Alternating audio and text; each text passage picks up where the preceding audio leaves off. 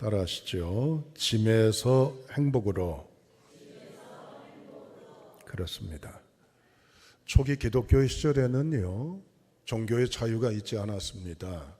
예수를 믿는다는 그 한 가지 이유만으로 체포되고 구금되고 고문당하고 때로는 여러 가지 고난, 징계, 환난, 핍박, 박해가 가득합니다. 로마 시내 한 밤에는 전에 말씀드렸지만 예수 믿는 사람들을요 이제 나무에다 달아놔요. 그리고 기름을 발라서 불을 붙여요. 밤새 시신이 탑니다. 그걸로 가로등을 삼았던 거예요. 이건 약과죠. 소리 없이 실종당하거나 재산을 압류당하거나 추방당하거나 이산가족되거나 짐승에게 물어 뜯겨 죽임을 당하든지 불에 태움을 당하든지 태형 매를 맞아 죽든지 배임을 당하 죽든지 십자가형에 처하든지 이렇게 어려운 공포의 시대 속에 우리 신앙의 선진들이 살아갔습니다. 그때 서로 간에 안부를 묻기 위해서 사람 편으로, 인편으로 편지를 서로 주고받습니다.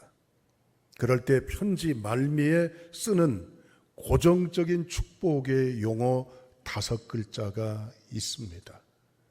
그게 편지 마지막에 축복의 인사말이기도 합니다. 그게 뭘까요?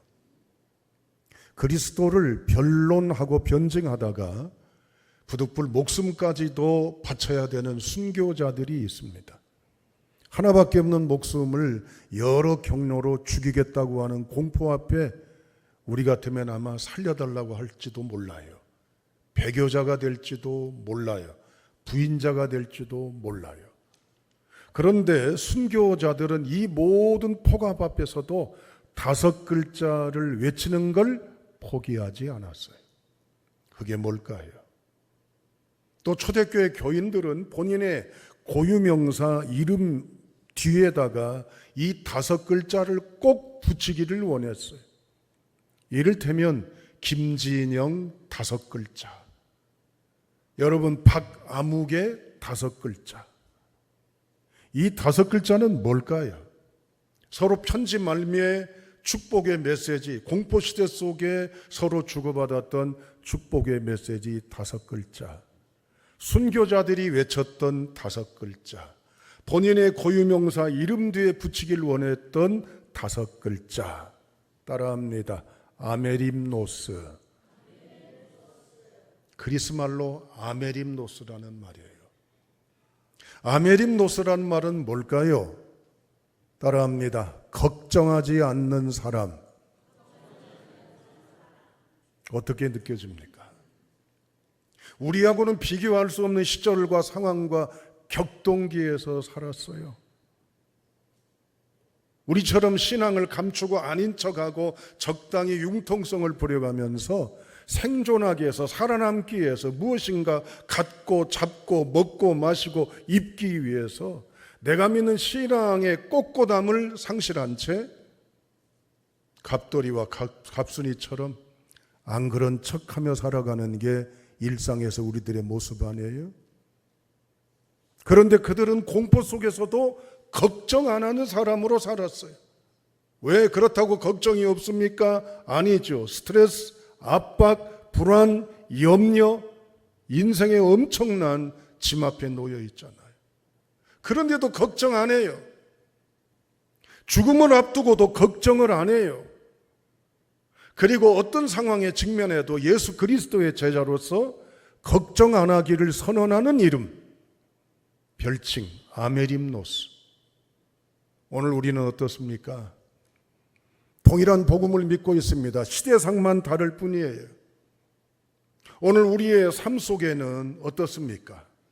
걱정, 근심, 염려, 불안, 스트레스, 이것이 나에게 짐덩어리같이 거추장스럽고 감내할 수 없는 압박 속에 살아가는 오늘의 우리의 고민이 허다하지 않습니까? 오늘 성경에도 동일한 우리 인생의 장면 같은 이야기가 소개되어 있습니다. 그런데 이 장면 속에서 하나님은 우리에게 소망의 말씀으로 실체로 실화로 우리를 이끌어 가시기를 원하십니다. 우리가 지금 스트레스를 받고 있어요. 그런데 여기서 무엇이 어디를 향해야, 누구를 붙잡아야, 어떻게 해야 스트렝스, 힘을 얻을 수 있을까요? 내가 지금 짐짐해 있지만 힘을 갖고 이 힘을 통해서 짐덩어리를 뛰어넘는, 그래서 고난이 내 앞에 전개가 되어도 행복을 향해 나아갈 수 있는 산소망의 복음이 어디에 있을까요? 오늘 역사서인 본문의 말씀은 하나님께서 우리에게 말씀하시려고 하는 증거와 실체가 있음을 맞닥뜨리시고 이 복음이 주는 소망으로 깨어날 수 있는 우리 모두가 될 수 있기를 주님의 이름으로 축원합니다. 예상치 않았던 한 사건이 한 가정 속에 닥칩니다. 베냐민 지파 기스라고 하는 사람에게 암나기를 잃어버리는 예측하지 않고 예상치 않았던 있을 수 없는 일이 이제는 벌어집니다. 암나기 몇 마리를 잃어버렸어요. 그런데 아들 사울에게 이걸 찾도록 어버이가 엄명합니다. 사울은 아버님께 효심을 지극히 하는 대단한 심성과 성품의 소유자로 추정이 됩니다. 아버지의 명령을 따라 나귀를 찾으려고 각고의 노력을 해요. 우리 다 같이 본문의 말씀 4절을 읽어보시죠. 4절. 찾지 못하고 사할림 땅으로 두루 다녀보았으나 그곳에는 없었고 베냐민 사람의 땅으로 두루 다녀보았으나 찾지 못하니라. 아멘. 3번의 반복된 단어가 있죠. 두루 다녔다라고 그랬어요. 부정어로 나와 있지만 찾았다라는 말도 2번 나와요. 이걸 합치면 5번이나 사울은 아버지가 원하시는 대로 두루 다녔다라고 하는 원문은 쉬지 않고라는 뜻이 있어요.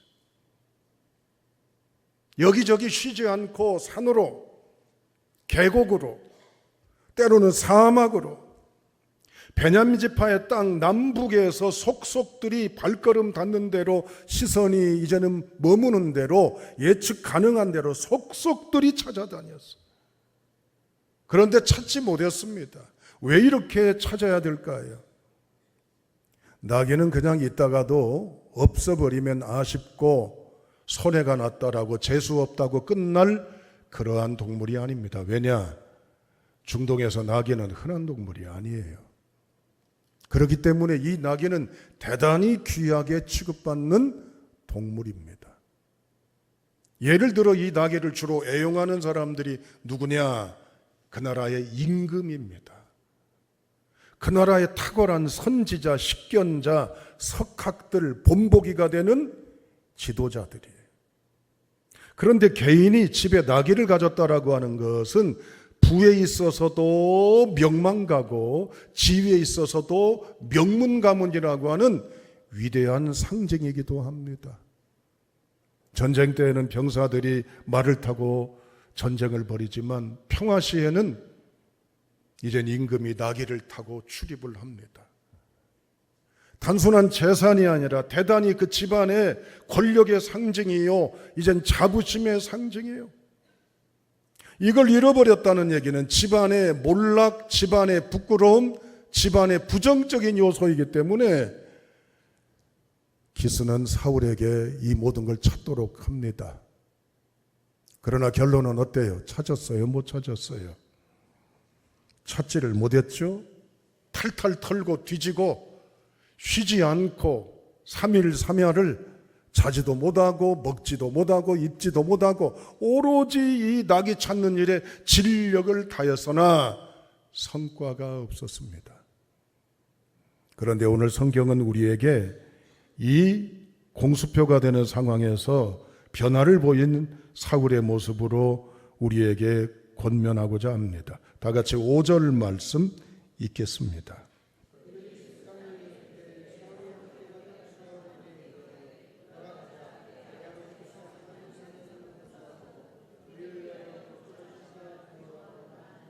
아멘. 지금 이 3일 3야 동안 고생하는 가장 큰 해결의 숙제가 뭐예요? 낙이 찾는 거잖아요. 그런데 사울은 낙이 찾는 생각을 계속 집중해서 여러 날, 여러 과정을 경험하면서 스트레스, 압박, 짐, 고민, 걱정으로 따라가지 않고 생각을 바꾸지요. 어떤 생각을 붙잡고 바꿉니까? 아버지 생각을 하잖아요. 아버지가 걱정하시겠다.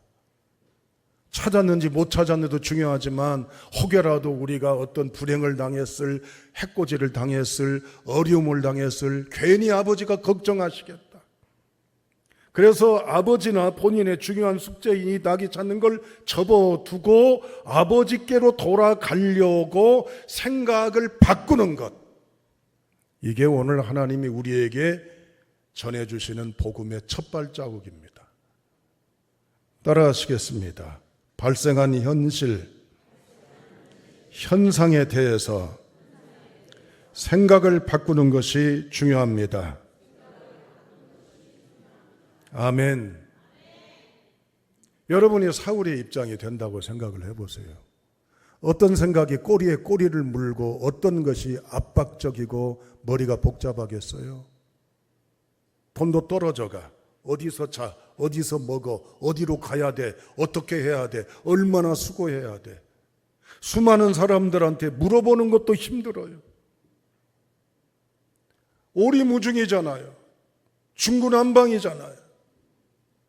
그러나 그 속에서 무엇이 중하냐에 초점을 맞춰서 돈 없는 것, 낙이 찾는 것, 다 중요한 거 싹 정리하고 중요한 것을 딱 끄집어내잖아요. 뭐가 중요해? 아버지가 걱정하실 것이 중요함을 느끼고 이제 전환을 하지 않습니까? 어니 젤렌스키라고 하는 사람이 우리의 행동에 대해서 다양한 사람들을 견본으로 놓고 이걸 행동을 연구를 했어요. 그리고 나서 사람들이 생각하는 것 가운데 정말 중요한 것은 이제 100분위로 놓고 볼 때 얼마에 해당되는가를 나름대로 다양한 사람들의 사례를 통해서 분석하고 보고를 냈습니다. 보고의 내용은 이래요. 걱정의 40%는 절대 현실로 일어나지 않는 것, 걱정의 30%는 이미 일어나 버린 것, 걱정의 22%는 아주 사소한 것, 걱정의 4%는 우리 힘으로 어쩔 도리가 없는 것. 결국 중요한 게 뭐냐면은 4%. 우리가 바꿀 수 없는 바로 그것, 중요한 그것, 그건 단 4%밖에 안 된다는 거예요. 나머지는 이미 벌어지고 이미 생긴 일이고 어떻게 보면 중요하지 않는데 나머지 것들을 붙잡고 중요한 것 놓치면서 우선순위도 잘못됐고 방향도 잘못됐고 바라봄도 잘못된 것에 포로가 되어 있다는 얘기예요. 성경에서 말하는 걱정, 염려, 근심이란 단어의 뜻이 뭔 줄 아세요? 쪼갠다, 갈라놓는다, 부서뜨린다, 그 얘기입니다. 여러분, 우리가 뭘 걱정하면 그것만 걱정이 돼요? 가지치기를 또 해요. 다른 것이 또 보여지고 느껴지고 또 고민이 돼요. 그러면 또 그것 따라 또 가고 또 가고 또 가고 그러면 정작 중요한 건 이것인데 주변에 엉뚱한 것을 맴돌면서 걱정하다 보면 주객이 전도가 되는 거라. 크리스찬의 글 가운데 이런 글을 인용합니다. 너무 걱정하지 마라. 걱정할 거면 두 가지만 걱정하라. 지금 아픈가 안 아픈가. 안 아프면 걱정하지 마라. 아프면 두 가지만 걱정해라. 낫는 병인가 안 낫는 병인가. 낫는 병이면 걱정하지 마라. 안 낫는 병이면 두 가지만 걱정해라.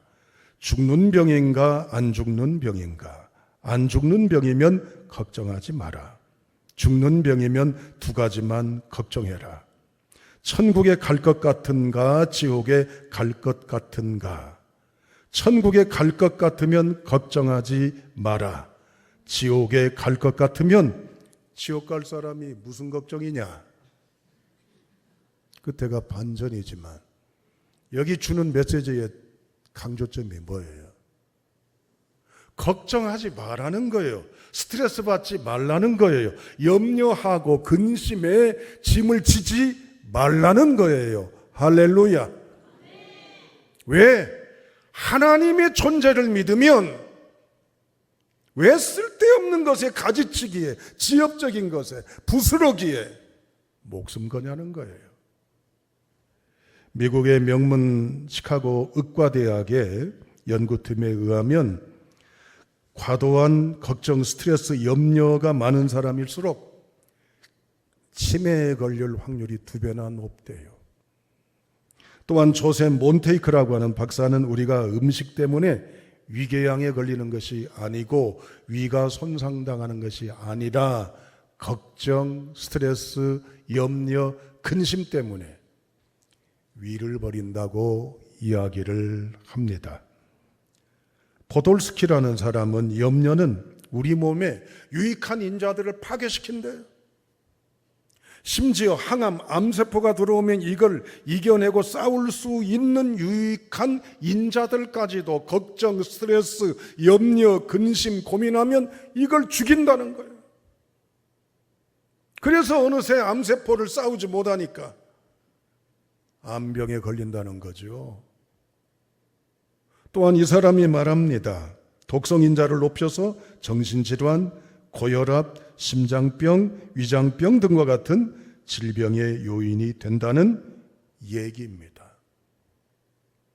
사도 바울은 빌립보서를 향해서 감옥에 갇혀 있지만 빌립보 교인들을 향해 복음의 말씀으로 이렇게 선언합니다. 빌립보서 4장 6절로 8절의 말씀, 우리 다 같이 바울의 간절한 마음을 느끼면서 읽어보도록 합니다. 시작.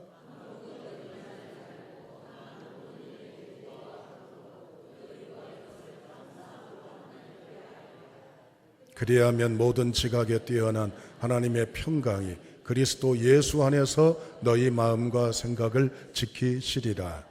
끝으로 형제들아, 무엇에든지 참되며 무엇에든지 경건하며 무엇에든지 오르며 무엇에든지 정결하며 무엇에든지 사랑받을 만하며 무엇에든지 칭찬받을 만하며 무슨 덕이 있든지 무슨 기림이 있든지 이것들을 생각하라. 아멘. 세상의 심리학에서도 얘기해요. 생각을 바꾸라고. 그 생각하지 말고 밝은 생각하라고. 맞아요. 성경도 오늘 우리에게 말씀하십니다. 아무것도 염려하지 말고. 이 말은 염려가 있긴 있어요. 하나님을 향하라 그 얘기예요. 그러면 하나님께서 우리에게 마음과 생각을 지켜주신다고 그랬어요.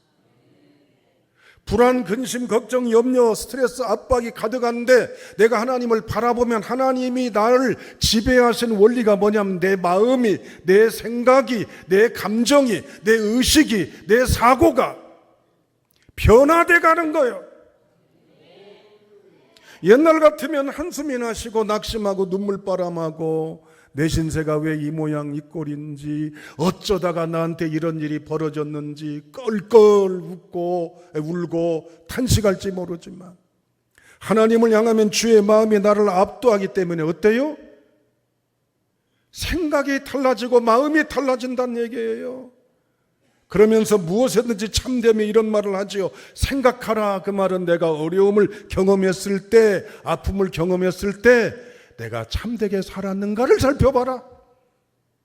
내가 하나님과 가까웠는가를 살펴봐라. 내가 의로웠는가를 점검해봐라. 내가 하나님의 사랑 안에 있었는가를, 내가 덕을 끼친 사람인가를 돌이켜봐라. 성경은 우리에게 생각의 변화, 관점의 변화를 얘기하고 있습니다. 할렐루야. 영어에는요, 재앙이란 영어가 있습니다. 디제스터라고 합니다. 이 말은 DI라는 말과 ASTR이란 말이 합쳐진 합성어입니다. DIS라는 말은 뭘까요? 사라졌다라는 말입니다. ASTER은 뭘까요? 별이란 뜻입니다. 재앙이란 영어의 뜻은요, 별이 사라진 거예요. 엄마, 이 별하고 무슨 의미가 있을까? 옛날 내비게이션이 없던 시절, 지도가 없던 시절에 여러분 어느 장소에서 어디로 이동할 때 여행자나 순례자나 상인들이나 할 때 본인들이 행하는 행선지를 찾아가는 결정적인 안내 표지가 뭡니까? 별을 보고 갔잖아요. 별자리를 보고 말이죠. 무엇이 재앙인 줄 알아요? 바라볼 것이 없는 게 재앙이요. 기대할 것이 없는 게 재앙이요. 믿을 것이 없는 게 재앙이요. 소망을 붙잡을 것이 없는 게 재앙입니다. 우리는 우리의 영원한 소망 하나님을 믿고 있잖아요. 우리는 영원한 구원주 그리스도 예수를 믿고 있잖아요. 그런데 여기서 중요한 것이 있습니다. 하나님을 향한 이 마음으로 분산되어 있는 여러 여건 속에 하나님을 향한 신앙으로 깨어나야 될 줄로 믿습니다. 그러나 안타깝게도 그렇지 못하고 나는 왜 이래, 내 인생은 풀린 적이 없어, 나는 오늘날까지 이랬어라는 자학과 불행과 여러 고난 앞에 압도당하는 이들이 허다합니다. 사울은 생각을 바꿨더니 하나님께서 그에게 놀라운 역사의 길을 보여주십니다. 오늘 읽었던 본문은 선지자를 만나게 됩니다. 사무엘 선지자입니다. 그랬더니 아무리 찾아도 찾지 못했던 나귀를 하나님이 이미 찾아 놓으셨고, 보도도 또 못한 놀라운 경이로운 사건, 귀를 의심하는 이야기, 눈을 이제는 씻어봐야 될 놀라운 사실, 왕이 된다는 거예요. 사랑하는 여러분, 하나님께 맡기시기를 주님의 이름으로 축원합니다. 지금까지 여러분이 나름대로 꾀를 쓰고 이런저런 노고하며 노력 속에 살아왔단다 할지라도 하나님 의식하고 인지하지 못하고 향하지 못한 채 빙빙 맴도는 하나님이 없는 부재 속에 살아왔단다 할지라도, 그러나 이제부터 하나님을 향할 때 하나님은 놀라운 역사로 그 짐을, 스트레스를, 힘을 주시는 하나님으로 우리에게 응답하실 것입니다. 다 같이 베드로전서 5장 7절 말씀을 함께 읽어보시겠습니다.